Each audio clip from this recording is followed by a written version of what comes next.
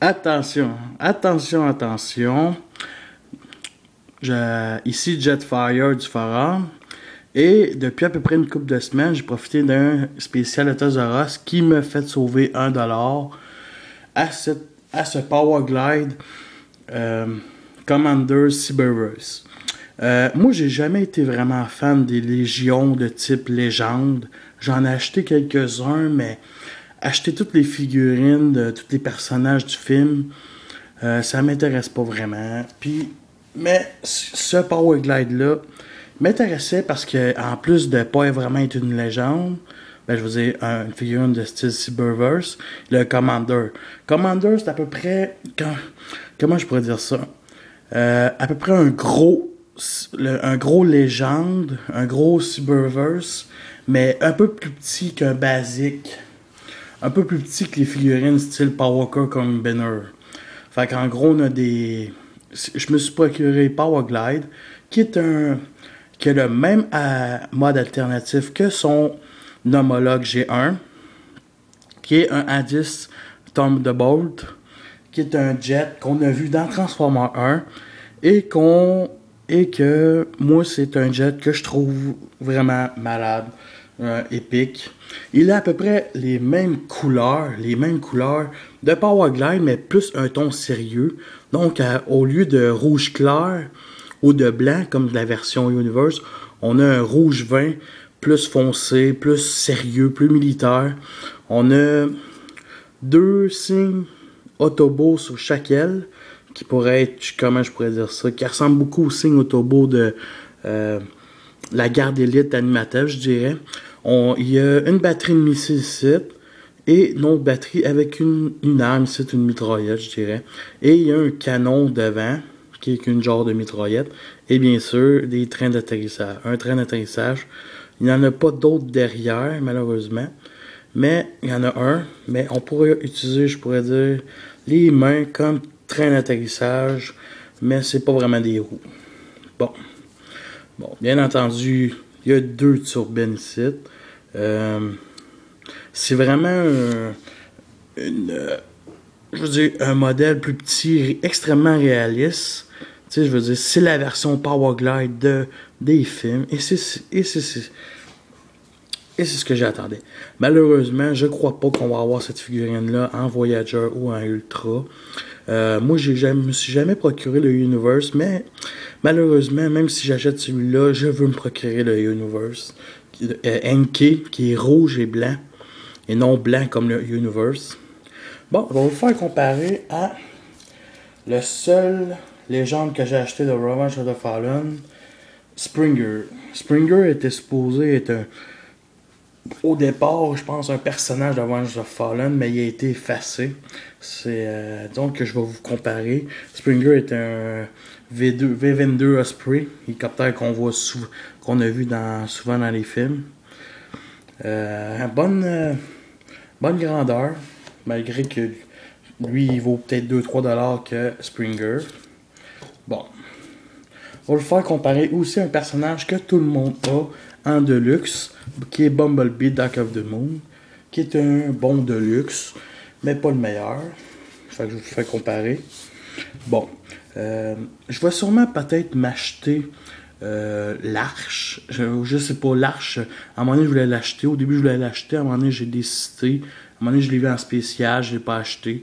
Mais je pense que j'ai le goût de me le procurer parce que je trouve que l'Arche a un véhicule, même si on le voit rarement dans le film, je veux l'avoir. Donc, Power Glide pourrait avoir sa propre base.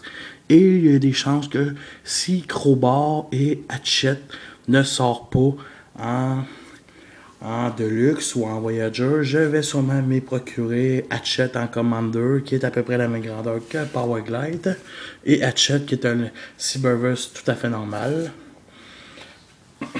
Bon, je vais vous faire, pas comparer, non.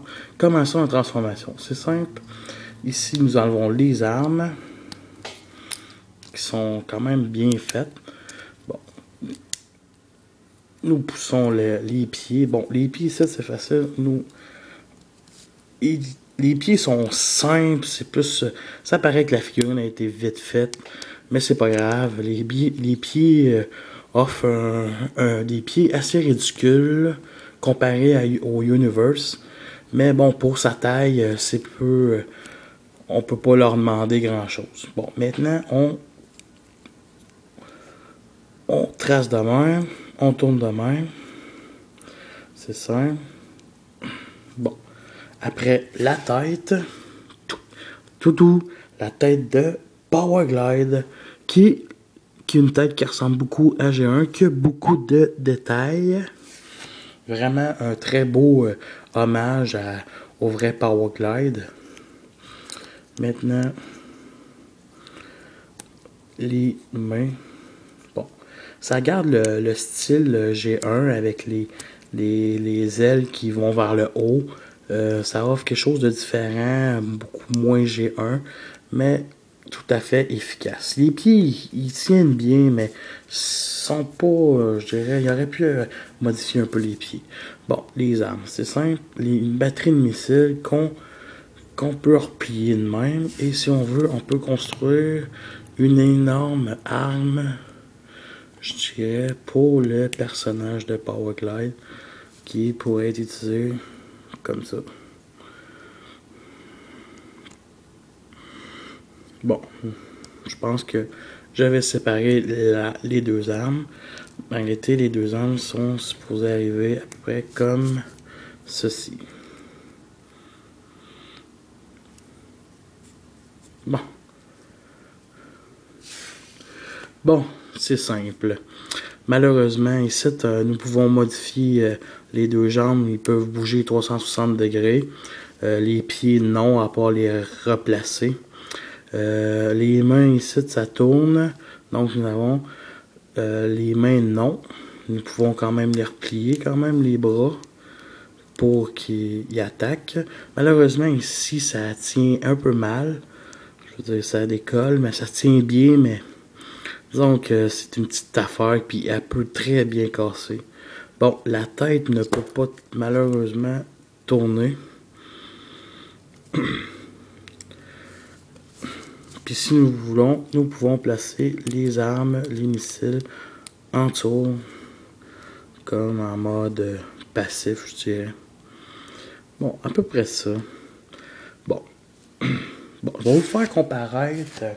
Nous avons eu la chance de voir ceux qui ont joué au jeu Dark of the Moon de pouvoir jouer Warpath Damage War. Malheureusement, son jouet n'a jamais été prévu. On a eu sorti Powerglide et l'an passé, nous avons eu la chance d'avoir un Beachcomber et un Seaspirit Revenge of the Fallen, et que je vais vous montrer de ce pas. Bon, voici Beachcomber et Seaspirit. Bon. Je vais les placer de même.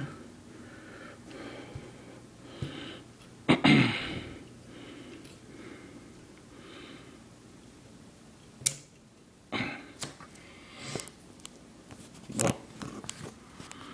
Comme nous voyons, ce sont un trio. Il manquerait Warpath et Cosmos. Mais bon, peut-être dans Dark of the Moon, si la ligue de jouets continue, nous aurons peut-être la chance de compléter les seconds mini-véhicules de la saison 2 de G1, version Movieverse, ce qui serait vraiment cool.